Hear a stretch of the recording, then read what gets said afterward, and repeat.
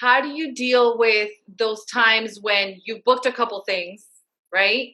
And you're Mhm. like, yes, I'm on. Yes, I'm doing this project. I'm doing this project.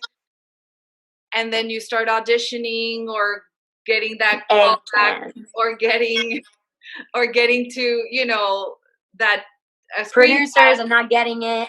and yeah, how do you deal with those moments and how do you deal with those lulls? You could have a couple months there, you could have 6 months, whatever that is. How do you? Absolutely, absolutely. Sometimes you can go a year. Yeah, Like it's normal.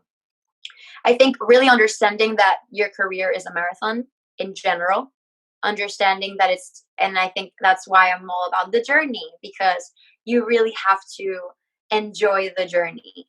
And during those lows, I think it's really important to nourish yourself in other aspects, like whether it's spiritually, with your family, having more time to spend with your friends, growing as a human, understanding and having kind of like an inner conversation with yourself. Okay, this is what's happening. This is what is making me sad that I'm not getting this.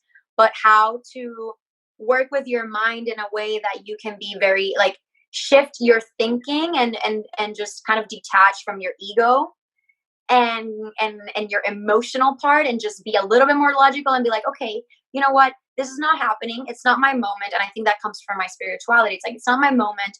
Something that when I was younger I didn't understand is, why am I not getting it, because when you're younger you're like not understanding rejection. And my back then I had the owner of the agency here in Puerto Rico. She would tell me, lo que es para ti es para ti, whatever is for you is for you, it's going to find you. And I think that gives you like just it gives you a sense of like, oh, I can calm down because yeah, what's for me is for me.